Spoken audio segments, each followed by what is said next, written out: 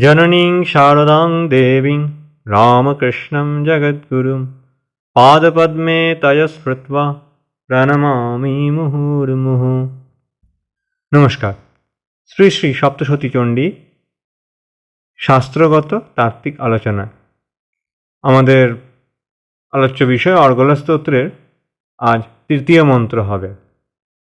শুরুতে বলে রাখি, এই অর্গলা স্তোত্রের এই যে মন্ত্র হতে প্রত্যেক মন্ত্রের দুটো ভাগ আছে। প্রথম ভাগে মহামায়ার অতি মহতী শক্তির কথা বলে ব্রহ্মশক্তি যে কত বড় এবং কিরূপ বিরাট তার অচিন্ত তা প্রকাশ করা হয়েছে, চেষ্টা করা হয়েছে প্রকাশ করা। এবং মন্ত্রের শেষার্ধ ভাগে সর্বশক্তিময়ী ভগবতীর নিকট ভক্তের বিনীত ও কাতর প্রার্থনার কথা প্রকাশ হয়েছে।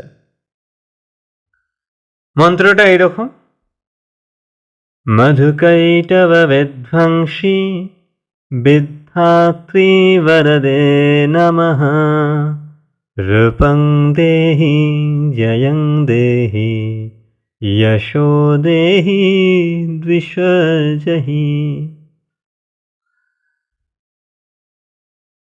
আলোচনা আসা যাক। এখানে মধুকৈটভ বিধ্বংসী, প্রলয়কালে জগৎ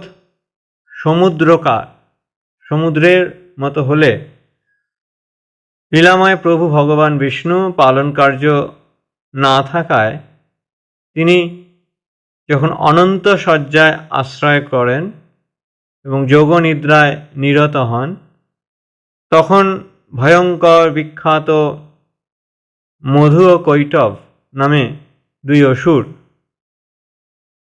শ্রী নারায়ণ বিষ্ণুর কর্ণমল কানের ময়লা থেকে জন্মায় এবং ব্রহ্মাকে হত্যা করতে উদ্ধত হয়েছিল। বিষ্ণুর নাভিপদ্মস্থিত সেই প্রভু প্রজাপতি ব্রহ্মা সেই ভয়ঙ্কর অসুরদের দেখে এবং জনার্দনকে অর্থাৎ বিষ্ণুকে নির্দিত দেখে একাগ্র হৃদয়ে হরির জাগরণের জন্য বিষ্ণুর নয়নস্থিত বিশ্বেশ্বরী জগদ্ধাত্রী স্থিতি সংহারকারিণী অতুলনীয় তেজপুঞ্জস্বরূপ বিষ্ণুর নিদ্রারূপ সেই ভগবতী যোগ নিদ্রার স্তব করেন। স্তবটি এরকম ছিল: যোগ নিদ্রাং যথা বিষ্ণু জগৎ কারণ বিকৃতে আস্তীয় শেষ ভজত কল্পান্তে ভগবান প্রভু তদাদ্বাবসুরো ঘোরো বিখ্যাত মধুকৈটভো বিষ্ণুকর্ণো মলদ্ভূত হন্তুং ব্রহ্মানমুদ্যতো শনাবিকমলে বিষ্ণু স্থিতো ব্রহ্মা প্রজাপতি দৃष्ट्वा तावसूरौ चग्रे प्रक्षिप्तं च जनार्दनं दृष्टावयोगनिद्रां तमेकाहृदयस्थित विवर्धनायार्थं हरिर्हरिनेत्रकृतालयं विश्वेश्वरीं जगद्धात्रीं स्थितिसंहारकारिणीं निद्रां भगवतीं विष्णुरतुलां तेजस प्रभु। চণ্ডীতে এরকমটাই আছে। ব্রহ্মা ভগবতীর অনেক মহিমার কথা তবেতে বলে প্রার্থনা করেছিলেন, হে দেবী, সেই তুমি এরূপ অনির্বচনীয়, অতএব আপন মাহাত্ম্যে পরিতুষ্ট হয়ে এই দুর্দান্ত মধু এবং কৈটব নামক অসুরদের মোহিত করো, আর জগৎস্বামী বিষ্ণুকে শীঘ্র জাগ্রত করো, জাগিয়ে দাও এবং এই মহা অসুরদ্বয়ের বিনাশের জন্য ভগবান বিষ্ণুর মতি ও প্রবৃত্তি দান করো। এরপর স্বাতমিত্থং প্রভাবৈ স্বৈরুদারের দেবী সংস্তুতা মোহয়েতৈ দুরার্ধর্ষাবসুরো মধুকৈটভো প্রবধঞ্চ জগৎস্বামী নিয়তামচ্যুতো লঘু বোধশ্চ ক্রিয়তামস্য হন্তুমেতো মহাসুর। ভগবান ব্রহ্মার প্রার্থনা অনুসারে সেই তমগুণময়ী নিদ্রারূপা দেবী বিষ্ণুর জাগরণের জন্য এবং মধুকৈটভের নিধনের জন্য বিষ্ণুর নেত্র, মুখ, নাসিকা, বাহু, হৃদয় ও বক্ষদেশ হতে বাহির হয়ে অব্যক্ত জন্মা ব্রহ্মা দৃষ্টিপথে অবস্থান করলেন। एवं स्तुता तदा देवी तामसा तत्त्ववेधसा विष्णुप्रबोधनार्थाय निहन्तुं मधुकैटभौ नेत्राश्च नासिका बाहु हृदयभ्यस्तथोरस निगम्य दर्शनेस्तस्थो ब्रह्मणो व्यक्तो जन्मनः। ভগবান নারায়ণকে উপলক্ষ করে মহামায়া মধুকৈটভ বধ করেছিলেন। মধুকৈটভ বধের মূল কারণ মহামায়া এবং তার নিমিত্ত বা উপলক্ষ কারণ হচ্ছেন ভগবান বিষ্ণু। ব্রহ্মা তার স্তবের শেষে ভগবতীর নিকটে তিনটে প্রার্থনা করলেন। প্রথম, হে দেবী, মধুকৈটভকে মোহপ্রাপ্ত করাও। দ্বিতীয়, জগৎস্বামী বিষ্ণুকে শীঘ্র জাগ্রত করাও। এবং তৃতীয়, মধুকৈটভ অসুর দুজনের বিনাশের জন্য ভগবান বিষ্ণুর মতি প্রবৃত্তি দান করো। ব্রহ্মা স্তবে সন্তুষ্ট হয়ে ভগবতীর তিনটে প্রার্থনাই তার পূরণ করেছিলেন। ব্রহ্মা বুঝেছিলেন যে মহামায়া কৃপা না হলে নারায়ণ জাগ্রত হবেন না এবং মধুকৈটভের মোহবশত বুদ্ধিবিকার ঘটবে না এবং সর্বোপরি বিষ্ণুর আপন অঙ্গ হতে জাত সন্তান স্থানীয় মধুকৈটভ অসুরকে বধ করবার প্রবৃত্তি কখনোই হবে না।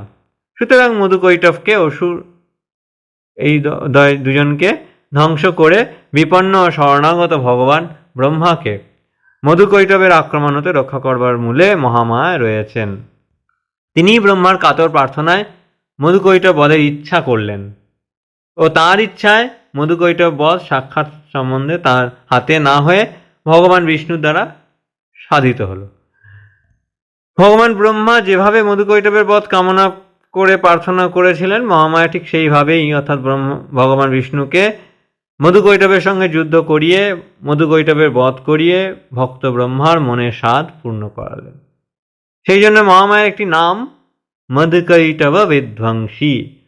শ্রীমদ্ ভাগবত গীতায় এরকম একটি ভাবের কথা আছে, ये यथा मं प्रपद्यन्ते तांस्तथैव भजाम्यहम्। অর্থাৎ ভগবান শ্রীকৃষ্ণ বলছেন, হে অর্জুন, যারা আমাকে যেভাবে ভজনা করে তাদের আমি সেইভাবেই ভজনা করি। এখন সাধন রাজ্যে মধু ও কৈটভ শব্দের অর্থ বিচার করা যাক।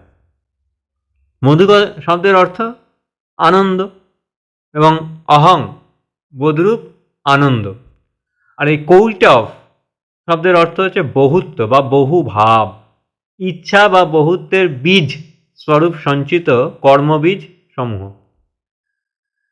নির্মল ব্যাপক চিদাকাশে, চিদাকাশ যেটা, সেটা বিষ্ণু কর্ণকে এখানে সেইটা দিয়ে চিহ্নিত করা হয়েছে। সুতরাং বিষ্ণু কর্ণমল, বিষ্ণুর কানের যে ময়লা শব্দে সেই চিদাকাশের আবরণ স্বরূপ যে দুটো সংস্কারকে বলা হয়েছে, এই দুটি ভীষণ সংস্কার সাধকের সিদ্ধির বিরোধী, অন্তরায়, সেই জন্য তাদের ঘোর অসুর বলা হয়েছে। মহামায়া আমাদের কর্মের যে বীজ স্বরূপ মূল সংস্কার বা এই মধুকৈটভ বধ করেন বলেই মায়ের আরেকটি নাম মধুকৈটভ বিধ্বংসী। মধুকৈটভ বধ ব্যাপারটাকে ব্রহ্মগ্রন্থি ভেদ বলে। ব্রহ্মগ্রন্থি ভেদ, ব্রহ্মা বা মন যে গ্রন্থিতে আবদ্ধ, সেই বহু ভাবমূলক আদি সংস্কার রূপ প্রথম গ্রন্থির উচ্ছেদ করে সাধকের মুক্তি বিধান করেন বলেই মায়ের মধুকৈটভ বিধ্বংসী বলা হয়েছে মাকে। আর এইভাবে দেখলে এই যে মধুকৈটভ অর্থাৎ জীবের যে কর্মের বীজ, এই বীজ ধ্বংস হলে ব্রহ্মগ্রন্থি ভেদ হয়। মধুকৈটভ বধকে সাধনা রাজ্যে সত্য প্রতিষ্ঠা রূপেই গ্রহণ করা যায়। এখানে শাস্ত্রে একটি দগ্ধ বীজের কথা আমরা পাই, শাস্ত্রে দগ্ধ বীজ এসিক সেরকম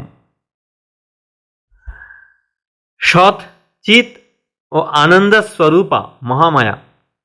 সেইরূপ মধুকৈটব বধ বা সৎ বা সত্যের প্রতিষ্ঠাই বা দেবীর অস্তিত্বের উপলব্ধি সাধনার প্রথম স্তর। মহিষাসুর বধ বা চিৎ বা প্রাণ প্রতিষ্ঠা হচ্ছে দ্বিতীয় স্তর। আর শুম্ভবধ বা আনন্দ প্রতিষ্ঠা বা নিত্যমুক্ত ভাব হচ্ছে সাধনার শেষ স্তর। তাহলে সৎ ও চিৎ বিষয়ে প্রতিষ্ঠা হলে আনন্দ প্রতিষ্ঠার সাথে সাথেই হয়ে থাকে। মধুকৈটব শব্দের দ্বারা যেমন রাগ, অনুরাগ বা বিদ্বেষকেও বোঝায়। রাগ আর দ্বেষ জীবের বন্ধনের কারণ। মধু অর্থাৎ রাগ, কৈটব হচ্ছে দ্বেষ। এই রাগ ও দ্বেষ নষ্ট হলেই বাসনার ক্ষয় এবং জীবের মুক্তি হয়। শ্রীমদ্ ভাগবত গীতায় ভগবান শ্রীকৃষ্ণ অর্জুনকে এই রাগ ও দ্বেষের কথা বহুভাবে বলেছেন। রাগ দ্বেষ বিমুক্ত হলেই জীব শান্তির অধিকারী হয়। সাধনার দ্বারা ইষ্ট দেবতার কৃপায় এই মধুকৈটব বধ সাধন করাই কৈবল্য লাভের কারণ। পাতঞ্জল যোগসূত্রে আমরা কৈবল্য পাদ, 3টি পাদ আছে, 3 নম্বর পাদে যে কৈবল্য পাদের সাক্ষাৎ পাই সেইখানে। যে মধু ও কৈটব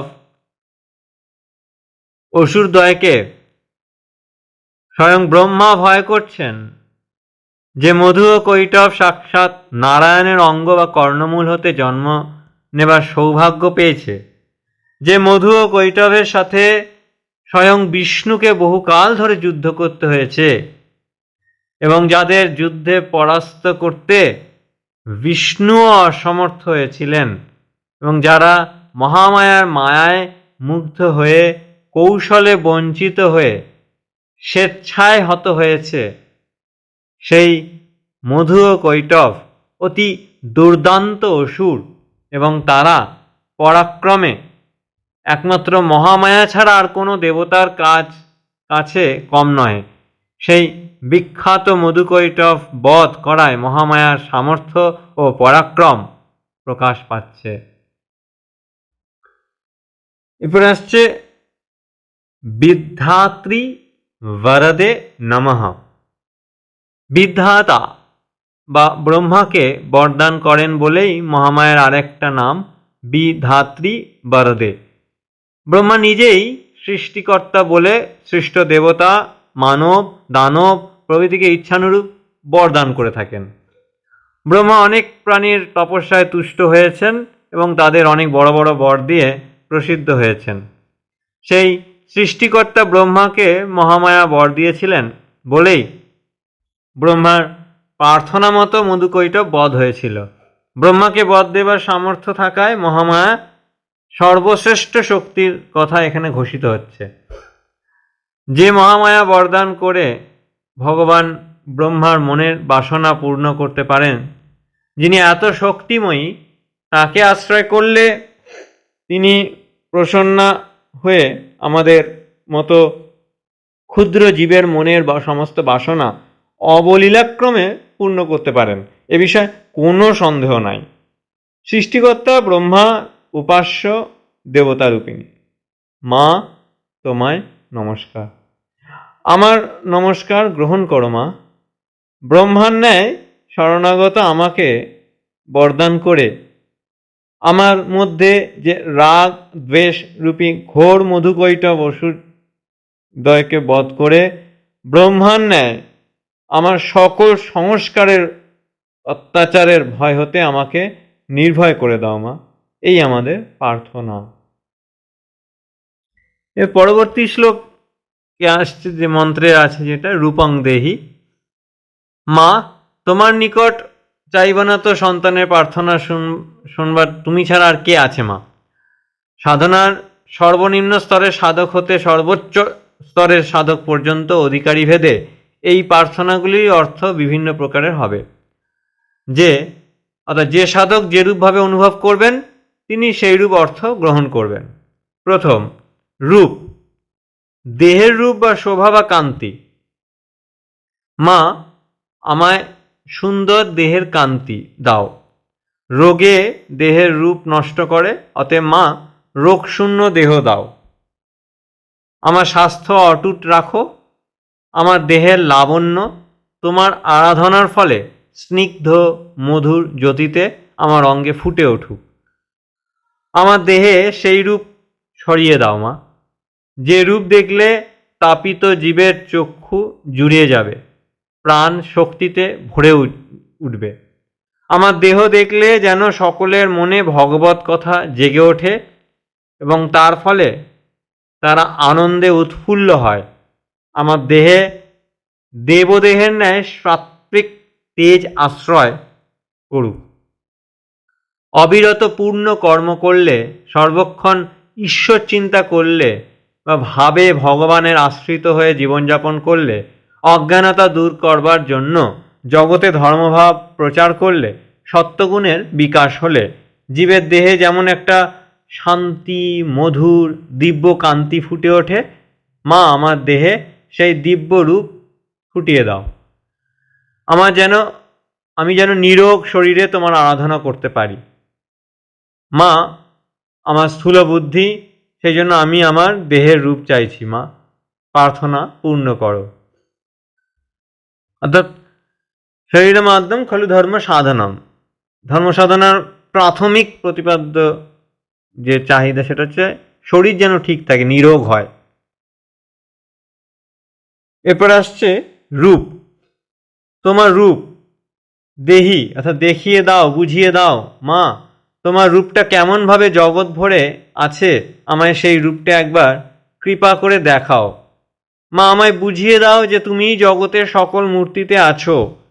বাইরে জগতে যখন কোনো সুন্দর রূপ দেখে আমি মোহিত হই, আমায় তখন বুঝিয়ে দাও মা যে তোমারই রূপে আমি মজে আছি।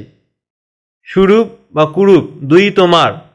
তুমি সমস্ত নরনারী, নদী, পর্বত, মেঘ, বিদ্যুৎ, আকাশ, সাগর প্রভৃতি বিভিন্ন মূর্তিতে সেজে আছো। এই সত্য ব্যাপারটা আমায় দেখিয়ে দাও মা, আমায় বুঝিয়ে দাও মা। তাই গানে আছে যে এই রূপ আমাকে দেখাও, আমাকে বুঝিয়ে দাও। সেরপর রূপে আসছি। রূপের আরেকটা ইয়েছে যে তোমার রূপ জ্ঞান দেহি অভাব পূর্ণ করো। মা, তোমার রূপ জ্ঞানের যে অভাব বোধ আমার মধ্যে আছে, সেই অভাব বোধটা মা আমার পূর্ণ করো। সেই গান একবার বিরাজ গো মা হৃদি কমলাসনে। তোমার রূপ কেমন জানি না, জগৎ দেখে তোমাকে দেখা হয় না। তুমি যে রূপসাগর এটা আমার জানা নেই।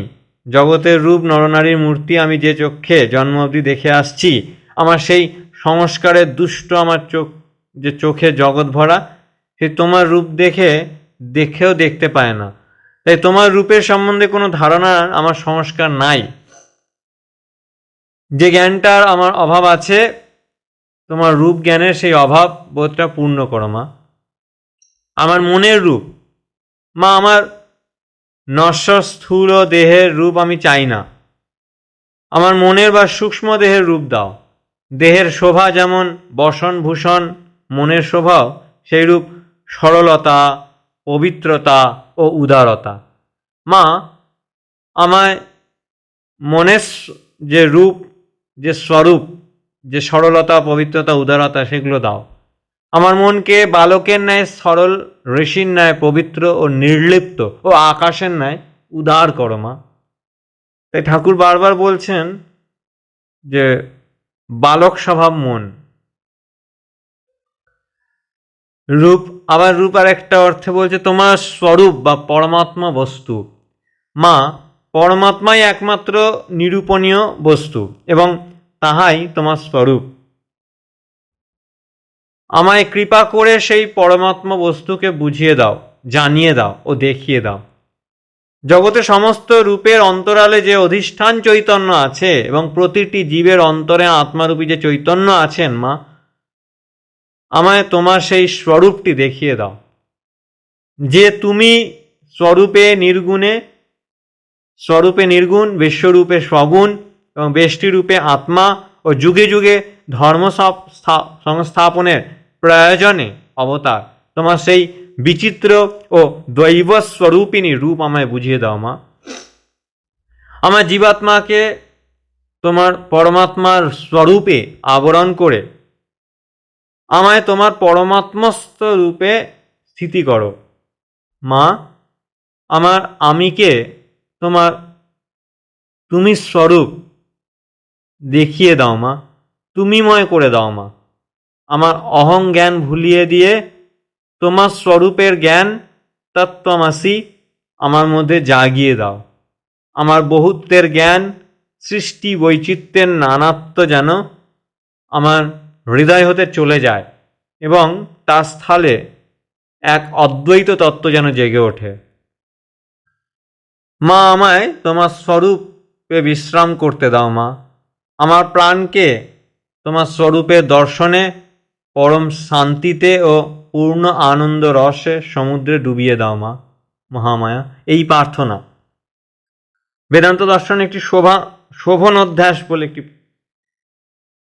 বিষয় আছে, যে জগতের যা কিছু দেখছি অধ্যাস, সেই শোভন অধ্যাস, এর পেছনে সেই মহামায়ারই লীলা, সেটি আমায় বুঝিয়ে দাও মা। আমি যেন এই অধ্যাসে পতিত না হই। এরপর দেবীর জয়গান, জয়ং দেহি। মা, আমার জয় দাও। সংসারে সকল কর্মে যেন জয়লাভ করতে পারি, এই আমার প্রার্থনা। জগতে যে সমস্ত পুণ্যজনক পরোপকার রূপ কর্ম করতে আমি উদ্যোগী হই মা, সেই সকল কর্ম যেন ঠিকভাবে আমি করতে পারি। আমার সকল কর্ম যেন আপনার প্রসাদে জয়যুক্ত হয়। জগতে নিজের প্রতিষ্ঠা অভ্যুদয়ের জন্য সংসারে সকলের প্রতি কর্তব্য হিসাবে যে সকল কর্মে আমি নিযুক্ত হইব মা, আমার সেই সকল কর্ম সকল যেন জয়যুক্ত করো। আমার কোনো কর্ম যেন বিফলে না হয়। আদর্শ গৃহীর মতো যেন আমার কর্মক্ষেত্রে কখনো পরাজয় না হয়, যেন আমার সর্বত্র জয়লাভ হয়, এই ব্যবস্থা করো দেবী। মা, সাধকের এই প্রার্থনা অন্যরূপ। আবার সাধক আবার এক্ষেত্রে বহির্জগতের অভ্যুদয় ও জয়লাভ কামনায় মহামায়ার আরাধনা করবে না। অন্তর্জগতে জয়লাভ তার প্রার্থনার বিষয়। সেই জন্য সাধক যখন জয়ং দেহি শব্দে মার নিকট প্রার্থনা করে, তখন সে মায়ের কাছে এটাই চায় যে মা, আমার ইন্দ্রিয় সকল, আমার মন, বুদ্ধি, চিত্ত, অহংকার এসবের দমন এবং সংযম চেষ্টায় যেন আমি জয়ী হতে পারি। সাধক চিত্তশুদ্ধি সাধনায় জয়ী হতে চায়। মনকে বশীভূত করবার জন্য প্রাণপণ করে সাধক দেখে যে মনকে আয়ত্তে আনা যায় না, তখন সে মনকে জয় করবার জন্য দৈবী সাহায্য চায়। তাই সাধক যখন নিজের পুরুষকারের শক্তি ব্যর্থ দেখে মায়ের কাছে আন্তরিক প্রার্থনা করে যে মা, আমি নিজের চেষ্টায় অনেক দিন অনেক কিছু সাধনা করে দেখেছি যে মনকে জয় করতে পারি নাই, ইন্দ্রিয় জয়ী হতে পারি নাই, অথচ মনকে বশীভূত না করতে পারলে সাধনার চরম ফল আত্মদর্শন লাভ সম্ভব হয় না। সেই জন্য চিত্তজয়ের সকল চেষ্টায় যেন জয়ী হতে পারি। সাধক যখন সর্বান্তকরণে একান্ত শরণাগত হয়ে মায়ের কাছে এই প্রার্থনা করে, সেই জন্য সে চিত্তজয়ের, আমি যে জগৎজয়ী হতে চাই না, আমি আমার মনকে জয় করতে চাই। মা, আমার মনকে যেন আমি জয় করতে পারি। মা, আমার অন্তর্জগতে আমার জয় বিধান করো। তুমি প্রসন্ন না হলে, তোমার অনুগ্রহ না পেলে আমি কখনোই জয়লাভ করতে পারবো না। মা, আমার প্রার্থিত জয় দাও মা, তবেই আমার জীবন সার্থক হবে। মা, আমার ইন্দ্রিয়ের ও মনের দাস হয়ে যদি জীবন কাটাই, তবে এই জীবনের কি দাম? এ তো ব্যর্থ। মা, আমার মন জয়ী করো মা। সাধক আরো উচ্চ স্তরে উঠে প্রার্থনা করে, মা আমায় জয় দাও, পরমাত্মা স্বরূপিণী, জয়স্বরূপিণী মা, আমায় তোমায় করে নাও মা, তুমি আমার একমাত্র চিন্তার বিষয় হও মা। জয়ত্যেনেন পরমাত্মনা স্বরূপমিতি জয়েন বেদস্মৃতি রাশি স্তত জয়মুদিরয়েত ইত্যত্র প্রসিদ্ধন্তুং দেহি। অর্থাৎ বেদ, স্মৃতি প্রভৃতি সৎশাস্ত্রকে জয় বলে। সেই জন্য জয় উচ্চারণ করবার পূর্বে বা শাস্ত্র পাঠের পূর্বে নারায়ণং নমস্কৃত্য ইত্যাদি মন্ত্রটা বলে দেবতাগণকে প্রণাম করতে হয়। সেই জয় বা শাস্ত্রই মহামায়া, তিনি জয়স্বরূপা। যে বেদ তার নিঃশ্বাস হতে আবির্ভূত হয়েছে, সেই বেদ ব্রহ্মেরই রূপ। আবার বিদ্যা সমস্তা তব দেবী ভেদা, 64 কলা বিদ্যারূপিণী মা, শাস্ত্ররূপিণী, শাস্ত্র জ্ঞান রূপিণী বলে ব্রহ্মময়ীকে জয়স্বরূপ বলা হয়েছে। মা জয় দাও, শাস্ত্র জ্ঞান দাও, শাস্ত্র স্বরূপিণী তুমি মা আমার হও। আমি যেন ইচ্ছা মাত্রেই তোমাকে অন্তরে ও বাইরে দেখতে পাই। ভক্তেরই ভগবান মা, তুমি আমার ভক্তিতে আমার নিকট প্রকট হও মা। সাধক আরও প্রার্থনা করে যে, মা তুমি সত্যস্বরূপিণী, আমায় জয় বা সত্য দাও, সত্যই যেন আমার জীবনের অবলম্বন হয়, সত্যতেই যেন আমার স্থিতি হয়। হৃত ও সত্য আমায় দাও মা। জয় শব্দের অর্থই সত্য। বেদ শ্রুতিতে বলছেন সত্যমেব জয়তে নার্ণিতম, অর্থাৎ সত্যই জয়যুক্ত হয়, মিথ্যার জয় হয় না। যশোদেহি। এক্ষেত্রে ঠাকুরের প্রসঙ্গে আসা যায়। ঠাকুর বা শেষকালে সব কিছু বলছেন যে মা এই নাও আমার শুদ্ধ ভক্তি জ্ঞান সব, কিন্তু সত্যকে দিতে পারেননি। ঠাকুর বলছেন সব দিলুম, সত্য দিতে পারছি না।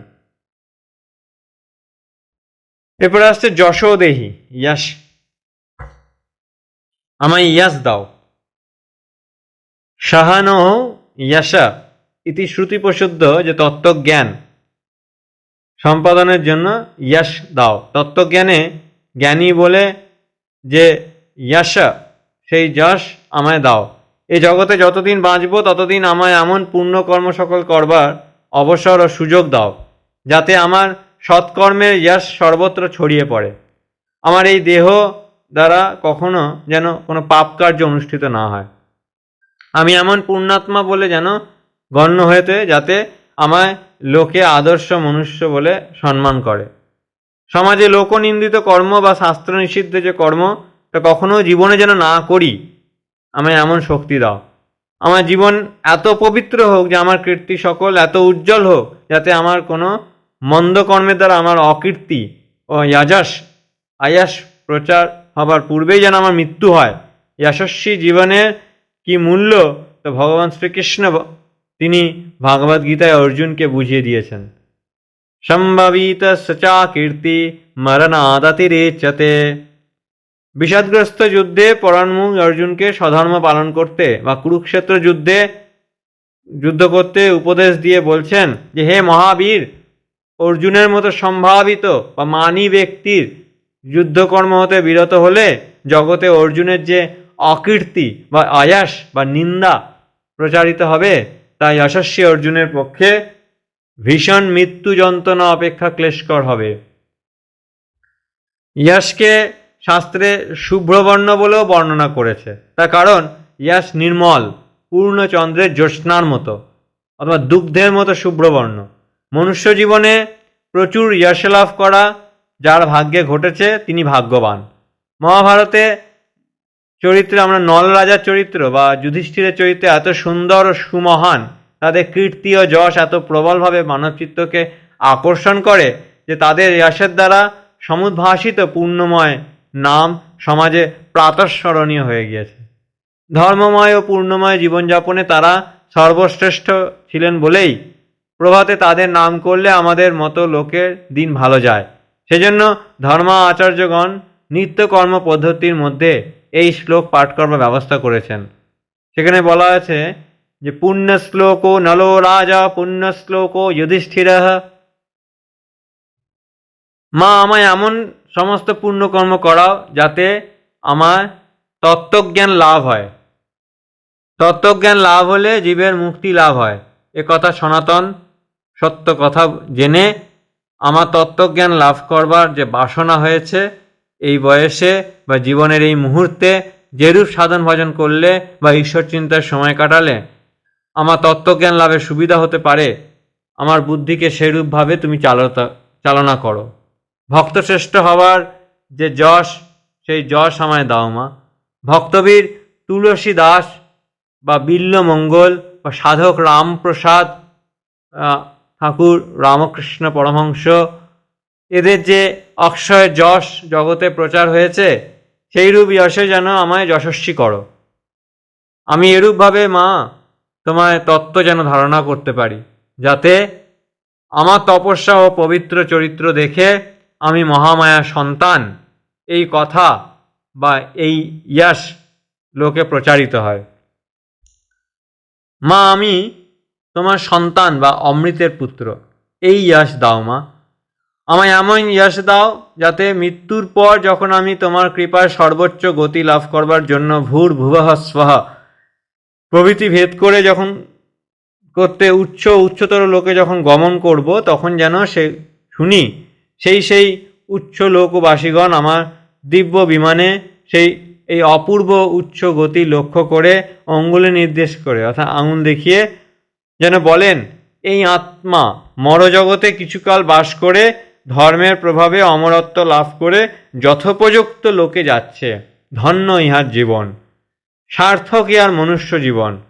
মা আমায় এমন যশ দাও যেন তা দিগন্তব্যাপী হয়, যেন তা ত্রিলোকব্যাপী হয়, যেন তা সর্বলোকব্যাপী হয়। মহাভারতের সেই শান্তি পর্ব, মহাপ্রস্থান পর্ব, সেখানে দেখতে পাই যদি যুধিষ্ঠির যখন মহাপ্রস্থানের পথে চলছেন, ধর্মরাজ স্বয়ং তাকে নিয়ে যাচ্ছেন, আর তার জন্য সেই ভগবান নারায়ণের রথ এসছে নিতে এই পুণ্যকর্ম, এই ধর্মকর্ম করার জন্য। আজ এ পর্যন্তই। ওম শান্তি শান্তি শান্তি। হরি ওম তৎসৎ। শ্রীরামকৃষ্ণার্পণমস্তু।